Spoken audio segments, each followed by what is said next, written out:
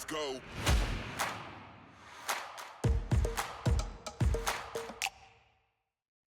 Hello, everyone, and welcome to Zephyr's Adjusted for Risk podcast from the shores of Lake Tahoe. More so than ever before, financial advisors have to make a big decision on whether they should take the independent route or align their practice with a large wirehouse or broker dealer. It's a decision that should not be taken lightly. Well, today is going to be another great episode as we focus on the decision to go independent or not. Well, I have the perfect guest on who has some fantastic insight and knowledge to share about the topic. But first, today's episode is sponsored by the award winning Zephyr, which helps investment professionals make more informed investment decisions.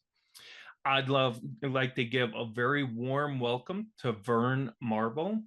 Verne is the Director of Business Development at the Private Advisor Group. Verne, thank you so much for coming on the show. It's such an honor to have you on. So thank you. Can you Yeah. tell us a little bit more about yourself and the Private Advisor Group? Yeah, happy to. Well, Ryan, first of all, thank you for having me on. I've been looking forward to this. And despite the fact that you're sporting your Wisconsin Badger shirt and I'm a Kentucky alum, yeah, I think we're going to have a really good conversation. So all in good fun, of course. But glad to be part of your show. And again, thank you for having me on. So I'll try and keep this fairly brief but relevant. For myself, I wear a lot of hats. We're a small business here at Private Advisor Group. And the hats that I happen to wear include leading our business development team, i.e. our recruiting team. I also lead our advisor growth and engagement team. So that's kind of Private Advisor Group code for our relationship management team. And then I'm also responsible for the strategic direction of our internal investment management platform. I've been in the business, gosh, I just realized this morning, for 30 years. So this is my 30-year anniversary of being in the financial services profession. So I just keep getting older and older, of course. But over those 30 years, I've had some really wonderful experiences at some really great companies like SEI Investments, LPL Financial, Edelman Financial Engines, and of course here at Private Advisor Group. As we think about Private Advisor Group, we are celebrating our 27th year of independence this year. We happen to be a $31 billion registered investment advisor firm, or RIA firm, with a national footprint of about 800 advisors across approximately 40 states. And we also are fortunate enough to be recognized multiple times as a Barron's top 10 RIA firm.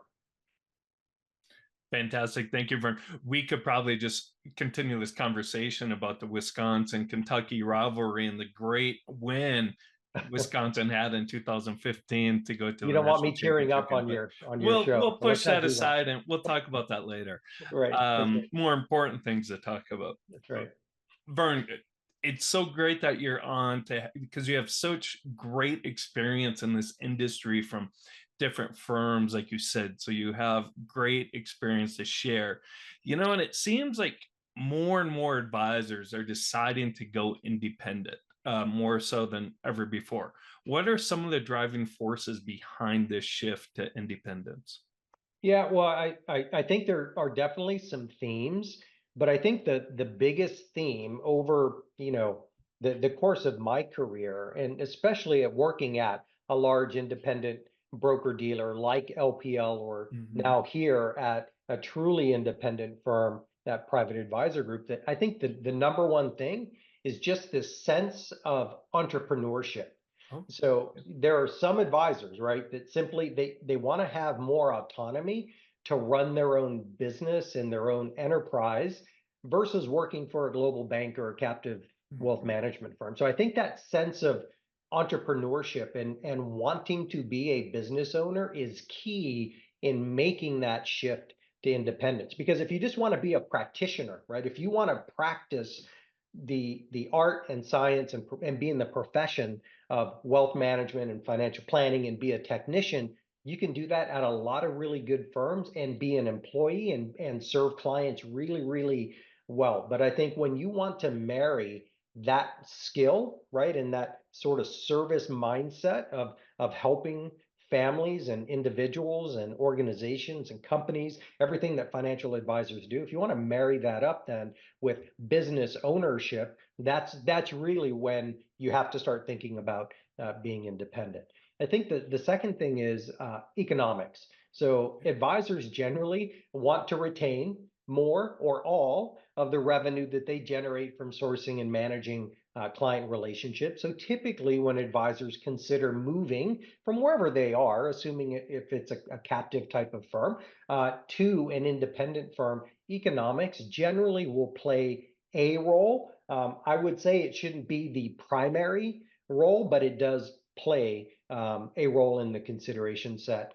And then I think the last thing is really this notion or this desire to better serve clients through an independent framework. And that really revolves around choice, right? Having optionality and choice around technology, the custodians that you have access to and may choose to use depending upon the needs of your business or the needs of your clients, choice around reporting software, excuse me, software, financial planning tools, and all those things that are really, really important to generating outcomes for advisors and then for clients, excuse me, and then helping clients to really understand how they are tracking on their trajectory to whatever their goal may be. So I think again, in summary, entrepreneurship, economics, and then really just architecting choice in your business decisions and serving clients.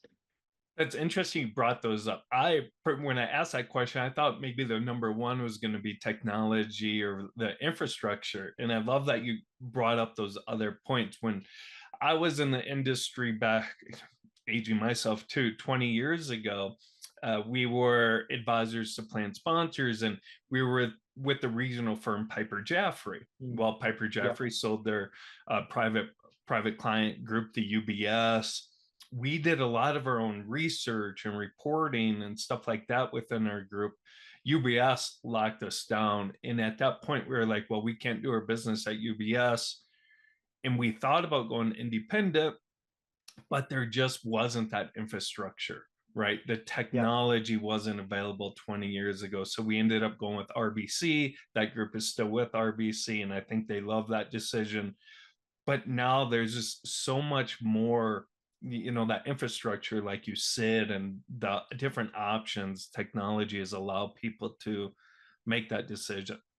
Well, yeah, I think you're right. I think there's certainly been a democratization around product access, technologies Mhm. that are in place, and so when that playing field is levelized, then I think it's much easier for advisors to sort of know and have the confidence that they can serve their clients really, really well in the independent space, and they won't take a step back.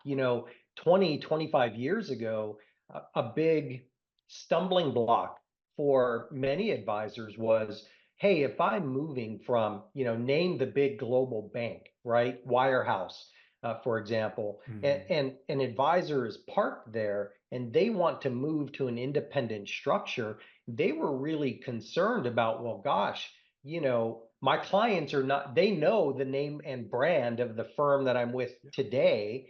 However, if I move to my own firm, they won't have that sort of same familiarization on the independent side. And you have to talk to advisors around, well, your clients are with you because of you. And then it became, well, true, but through my big firm, I get this sort of stuff, research, technology to serve clients. But in today's day and age, all of that is levelized, and I think advisors are much more confident in their relationship with their clients, so that who they align with from a custodial standpoint, Mhm. or perhaps even a broker dealer standpoint, they know that all of those businesses support their business, operate in the background, and puts them front and center with their clients. And that defines sort of, entrepreneurship and ownership in the financial services profession. So 100% aligned with you. Yeah, fantastic. That decision to go independent, it's not just a black and white question. There are other factors like the different business structures available. Yeah. What are the business structures available to financial advisors who are considering going independent? Yeah, I think that so there are several, if not many, but maybe just for time's sake and to keep things relatively simple and straightforward, let me maybe highlight three that I think are most prevalent in the independent space. So first and foremost, many advisors, particularly those that are leaving, the wirehouse space or some sort of captive global bank space, they tend to align with the corporate RIA of an independent broker dealer. Okay. So this option really allows advisors to transition to independence through business ownership, because to align with the corporate RIA of an IBD, you have to be a business owner because you're a 1099 contractor. Mhm. That's sort of your status with that organization. But they're able to do that in a supported way because they'll be leveraging the resources provided by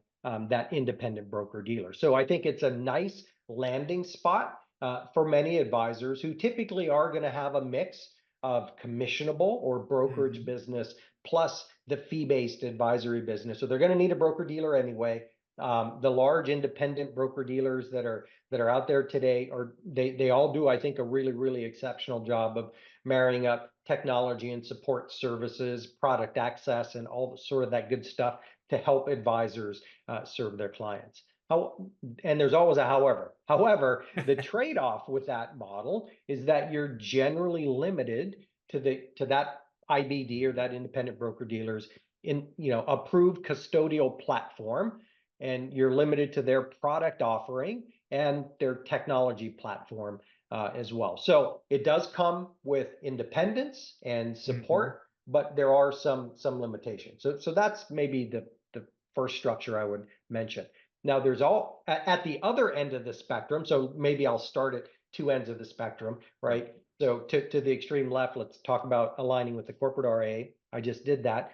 On the extreme right, it's let's talk about starting your own RA. And so for many advisors, I believe this represents the purest form of independence, and it gives the RIA owner complete control and decision-making authority of his or her business. That Mhm. was the reason that we started our own RIA Okay. back in 2011. It's really around control of your economics, control of your decision making, control of the experience that you can deliver, in our case, to our advisors who are our clients and who choose to affiliate with Private Advisor Group, but by extension, control of the experience that perhaps they can then Mhm.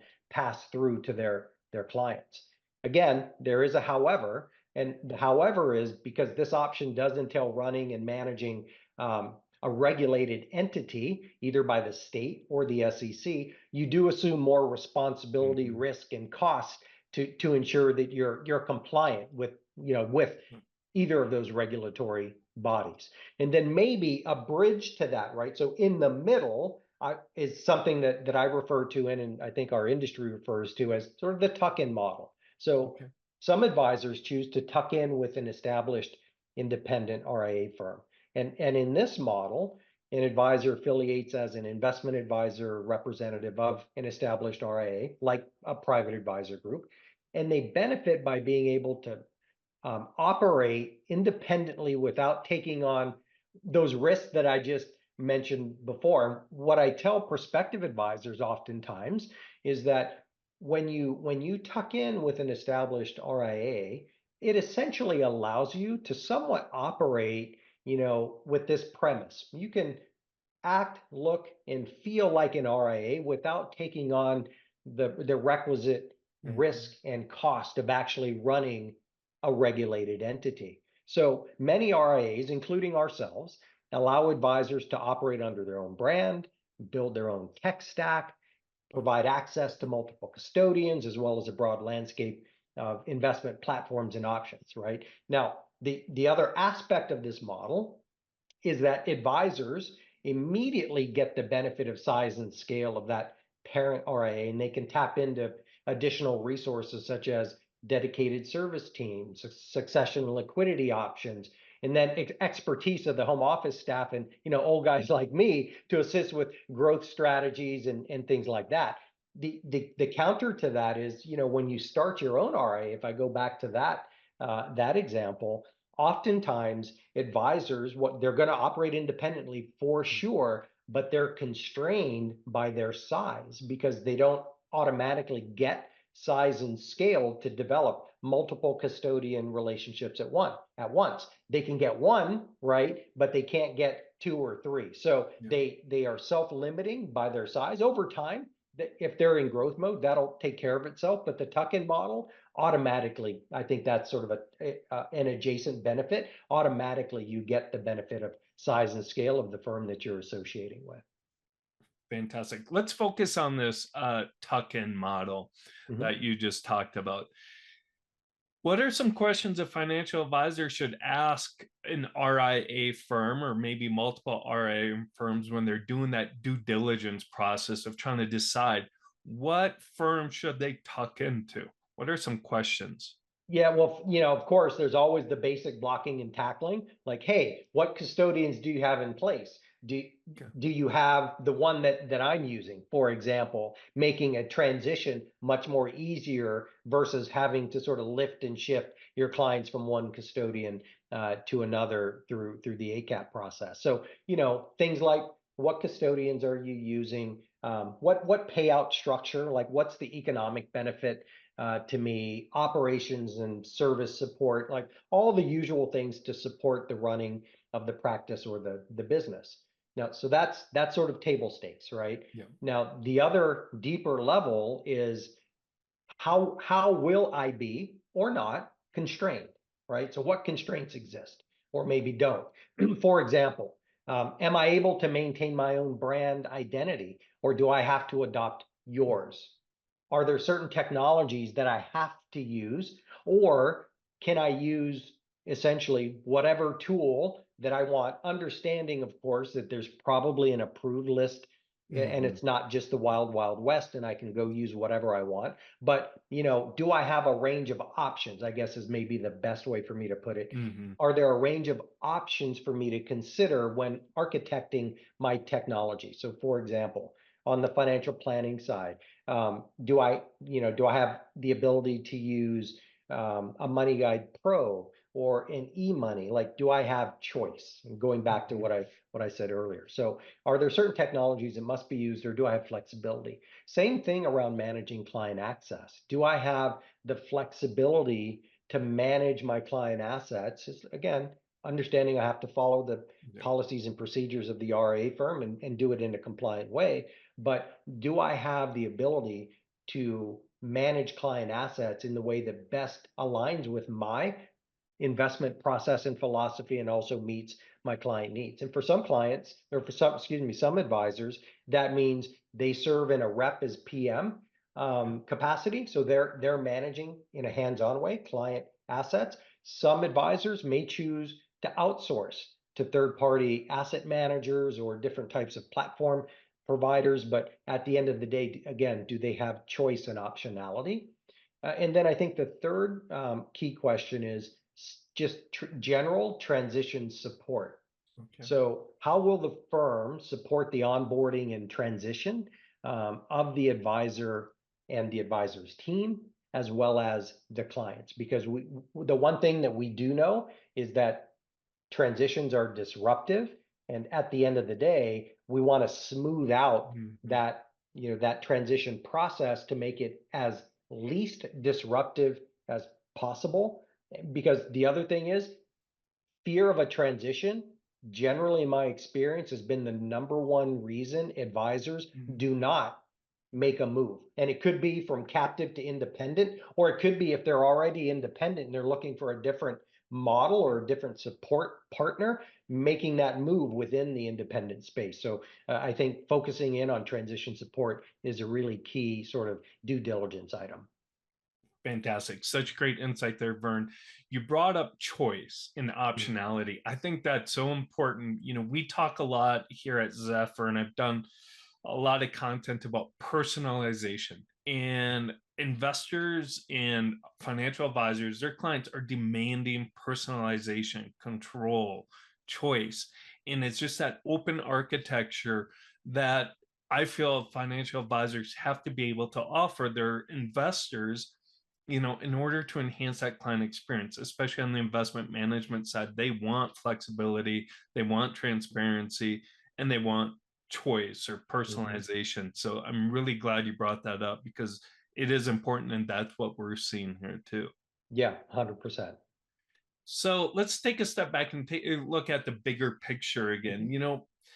You've done some content on this and you've written some articles, but at the end of it, what are some considerations financial advisors should make when deciding whether they should go independent or not, or go the captive route? Yeah, it's an interesting one. We talked earlier about just having an entrepreneurial mindset. So I think that is a starting point. Hmm. Um, they need to ask themselves if they're prepared to become business owners and to take on all that comes with that. Meaning, hey, I'm probably going to have to manage real estate like a lease, right? I got to pay rent, or maybe I want to buy a building. They're going to have to figure out their technology.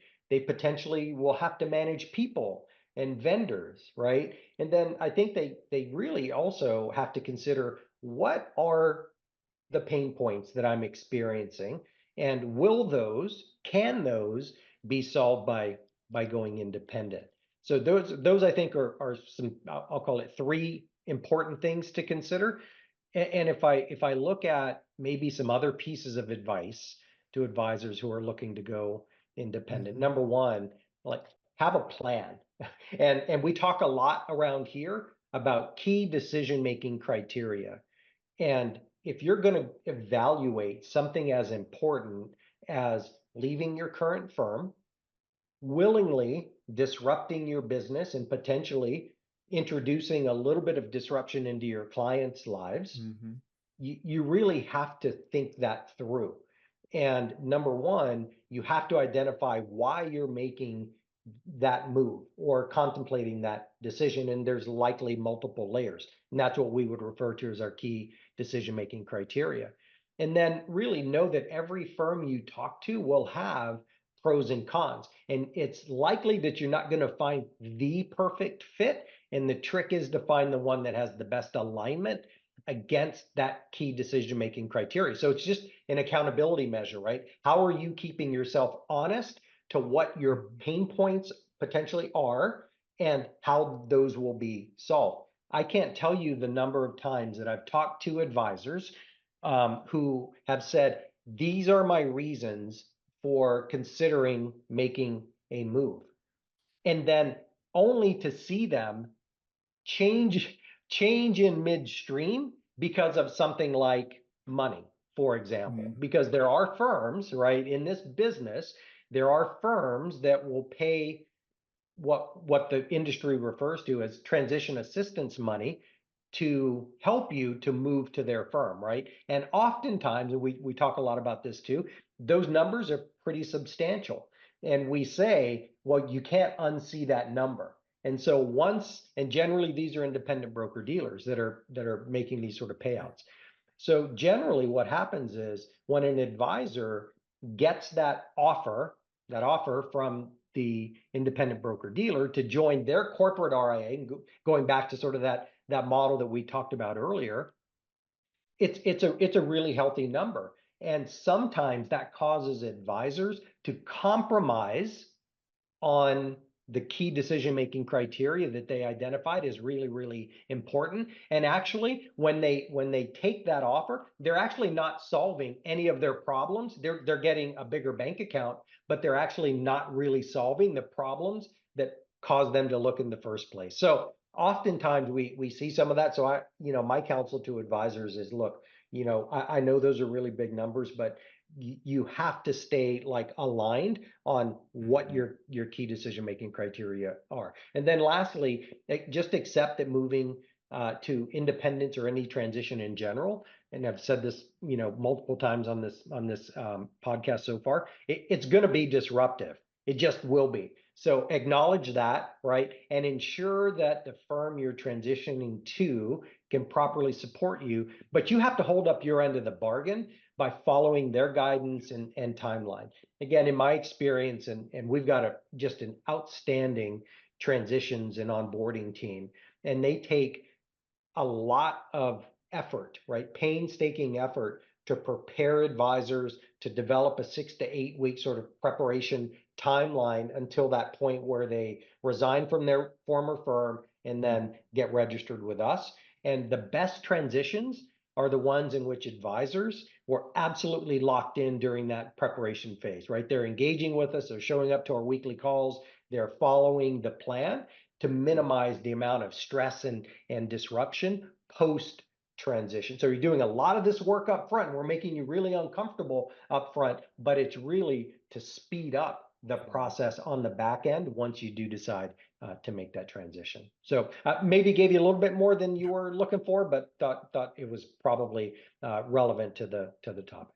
No, that was outstanding, Vern. Thank you. Mhm. You brought up a couple good points, and you brought it up earlier in the conversation too. Like, if a financial advisor just wants to do the practice part, really enjoys the relationship management, helping their clients achieve their investment objectives and their goals, financial planning and stuff, you really have to think hard about independence, because now all of a sudden, like you said, you're a business owner, you're dealing with leases, vendors, and all that stuff that maybe you don't necessarily think about. Maybe you want to do that as a business owner, but that's very important thing to consider. And then I I often agree. talk about, private advisor. There's other, Zephyr, they offer you the support, right? The Mhm. transition support. Use it, right? That's right. That's why they're there for, and it'll make your life 100%. much easier. Uh, Real quickly, last quote. What are some of the wrong reasons advisors decide to start an RIA? I think I might know the answer. Yeah, well, the first, I won't um, list a whole laundry list of items. Maybe the big one is like, don't make the decision based purely on economics. And Mhm. here's what I mean by that, right? Oftentimes advisors think that, hey, if I don't have to share my revenue with a broker dealer or with a parent RIA firm, that they're going to make more money. Well, Mhm. they, yes, top line, right? But they are going to incur costs, both hard dollar cost as well as opportunity cost. And they're also going to take on additional risk. And it's hard to quantify that risk in dollars and cents terms as well. And until you're squaring off with the SEC or the state, again, depending upon what your Yeah. regulator is, to be your own RIA, you don't really understand what's involved with that and how stressful it is, and potentially how long it could take. And that's disruptive to you serving your clients or your team serving your clients Yeah. in the short term or potentially long term. And that potentially could hamper growth as well, right? So don't make your decision, again, based purely on economics. Now, the other thing is because they think they have the right size. I remember back in the day, going back years and years, like people would talk about $100 million is sort of the right size to think about becoming your own RIA. Mhm. Maybe I don't know if that's true or not. I think that it's much more nuanced than just size. The one Mhm. thing that I do know though is sub $1 billion. I think that there are plenty of options like a private advisor group that can help smaller and larger firms operate similarly to being like what if they were their own RIA without having to take on the cost and expense Mhm. and risk of doing that. And I'll give you a really quick example. About 2 years ago, we onboarded a team, pretty sizable team, $500 million plus AUM team, and they were living in an RIA ecosystem, right? They were with a captive RIA, and they wanted to break away. And we're side note, we talk a lot about breakaway advisors out of the wirehouses. Yeah. In 2023, 24, we're seeing more and more breakaway teams from captive RIAs, and this was one of them. And so they wanted to start their own independent firm. And at the end of the day, their calculus was this. They decided not to start their own RIA because they felt the trade-off between what they were going to pay us versus what it would cost them to launch and maintain their own RIA was essentially a no-brainer. Like, they knew that they couldn't do it for Yeah. less money. And they would also then take on more risk in doing that. So we proved to be a really good solution. So I think it's, it could be around size. Definitely, don't think around economics. Like, Yeah. that's why you should start your own RIA. There's, I think, a much broader consideration set for actually why you would want to start your own RIA, and it tends to be how you service clients, how you manage money, if you want to run a fund or not, like some nuanced business Yeah. decisions that you should make. But at the end of the day, there are also, and maybe I'll close on this, there are some advisors who are just wired that way, right? Mhm. They want to take that on, and that's totally cool too. Again, it goes back to the entrepreneurial mindset. So hopefully that kind of got to your question. That was perfect, Vern. It was such an honor to have you on. You shared such great insight. I love that. I learned a lot. I know the audience Awesome. will too. Where can our audience get more information about Private Advisor Group? Sure. Yeah. So probably the easiest place is our website. That's www.privateadvisorgroup, all one word, .com. Or if they'd like to email me, happy to have a conversation about the industry in general. And I'm at Verne, VERNE .marble at privateadvisorgroup.com. Either works. Awesome. Thank you so much, Vern, for coming on the show. Really, it was an honor. It was a very fun conversation. And thank you, everyone, for listening to this episode of Zephyr's Adjusted for Risk podcast. You can watch all of our other podcasts on the Zephyr YouTube channel, as well as on Spotify and iHeartRadio. Thank you very much, and have a great rest of your week. Thank you, Ryan.